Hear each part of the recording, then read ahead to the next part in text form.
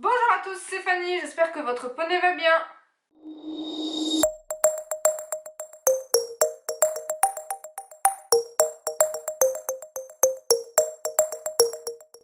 Je vous retrouve aujourd'hui pour ma vidéo des tops et flops de l'hiver. C'est une vidéo que j'avais faite l'été dernier, donc pour l'été. Je vous mettrai le lien en barre d'infos et je me suis dit pourquoi ne pas refaire la même chose cet hiver sur mes favoris et les choses que j'ai un petit peu moins aimées pour cet hiver 2017. J'ai donc là dans mon seau, pas de tout dégueulasse, vous m'en excuserez, tous les produits, j'ai fait un peu le tri de ce que j'avais le plus utilisé, le plus testé depuis qu'il commence à faire vraiment froid, vraiment moche. Et je pense qu'on va pouvoir y aller parce qu'il y a quand même 5, 6, enfin il y a pas mal de produits, mais ce ne sont que des produits de soins. Je vais commencer par quelque chose de très classique. Vous allez d'ailleurs sûrement vous moquer de moi, mais voilà, hein, la classique étrille américaine, je crois qu'avec mon cochon de poney, je ne peux pas m'en passer. C'est pas possible. C'est un, comme vous pouvez le voir, c'est vraiment un gros crado. Parmi mes favoris ponçage, il y a également un cure-pied. Alors vous allez me dire, ouais, un cure-pied. Mais oui, oui, je l'affirme et je le prône haut et fort. J'adore ce cure-pied. Déjà parce qu'il a une brosse, ça c'est super pratique l'hiver. On s'en rend pas compte en été parce que j'ai un autre cure-pied que j'aime beaucoup mais qui n'a pas de brosse. Et l'hiver, vraiment, la brosse est indispensable. Et surtout, celui-ci a la poignée en gel. Et ça fait toute la différence.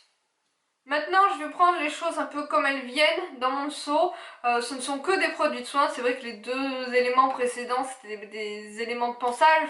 C'est pas très folichon. Mais les produits suivants sont uniquement des produits de soins. Le premier produit dont je veux vous parler, c'est l'onguent de chez Equin qui est pour les terrains humides.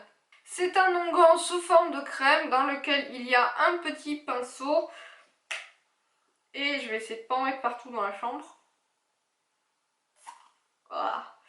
Et donc il est sous forme de baume comme ça. Je trouve que comparé à d'autres graisses à pied, ce baume est assez facile d'application même en hiver. Malgré ça, je reste quand même hyper convaincue par ce produit là pour les pieds que j'avais acheté sur Kramer. C'est le Hoof Winter Gel. Donc c'est un gel pour les sabots encore, je sais il y a beaucoup de produits pour les sabots, qui se présente comme ceci, une espèce de gelée verte qui sont merveilleusement bons et qui est d'une facilité d'application sans pareil. C'est incomparable par rapport à n'importe quelle graisse qu'il soit.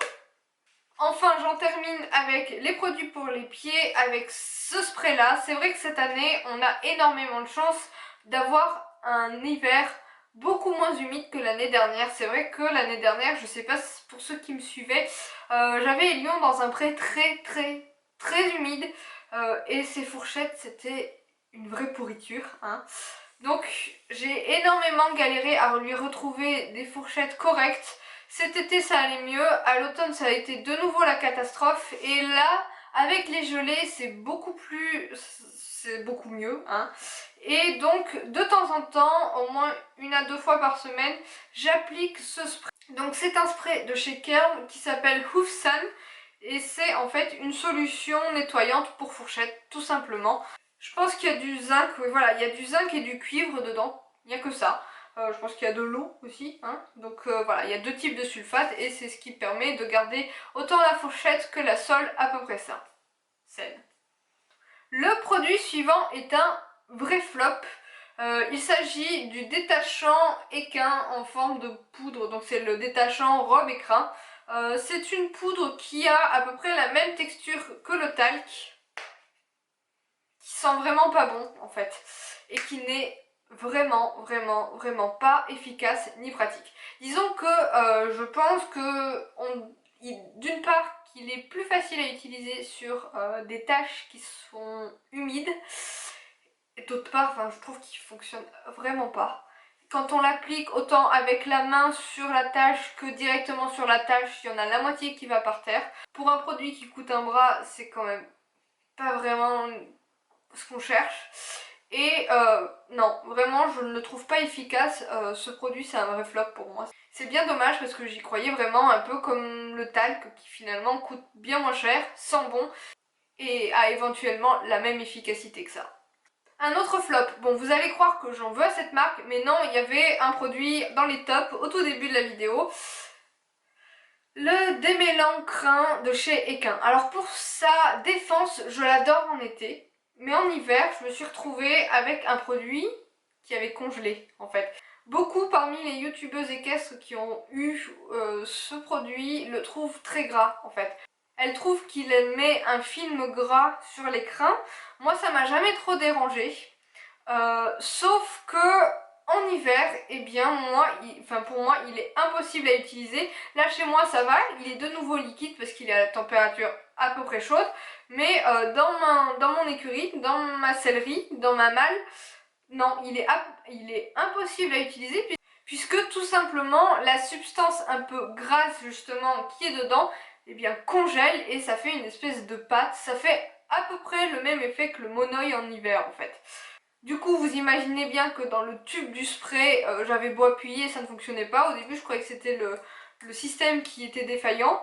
Et en fait, en ouvrant le bidule, eh bien non, c'était que tout le tube était congelé. Donc en hiver, c'est un vrai flop, malgré le fait qu'en été, je l'adore.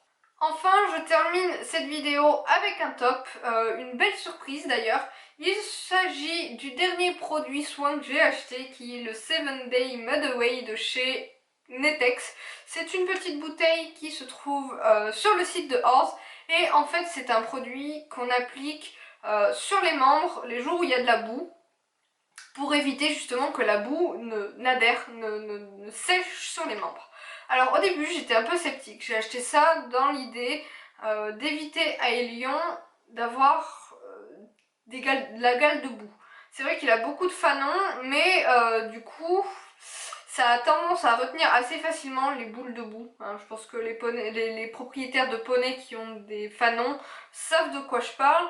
Et il suffit d'ajouter ça, enfin de sprayer, ça se dit sprayer, bref, de pulvériser ça sur les membres du cheval. Alors attention, il faut que les membres soient secs et propres, bien sûr. Et en fait, ça fait comme un film gras sur les poils.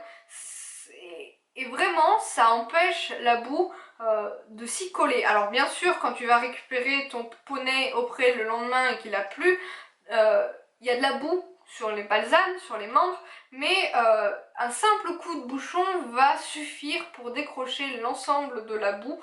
Et vraiment, je suis surprise par ce produit. Alors si jamais vous voulez une petite vidéo test, n'hésitez pas à me le dire. Cela dit, comme je vous disais tout à l'heure, cette année on a énormément de chance. On a une année qui a très peu de pluie, donc, enfin très peu de pluie, beaucoup moins de pluie que d'habitude et donc très peu de boue. Cependant, en ce moment, il gèle, donc c'est vrai que les zones un peu humides du paddock sont gelées, mais bientôt ce ne sera plus le cas, donc vraiment je pourrai tester son efficacité comme il faut. Toutefois, jusque là, j'en suis très satisfaite. Voilà, cette petite vidéo de mes tops et de mes flops est terminée, j'espère qu'elle vous aura plu. Si vous avez vous aussi des favoris ou bien des produits que vous avez détestés cet hiver, n'hésitez pas à m'en parler dans les commentaires. Je fais plein de papouilles à votre poney et je vous dis à bientôt.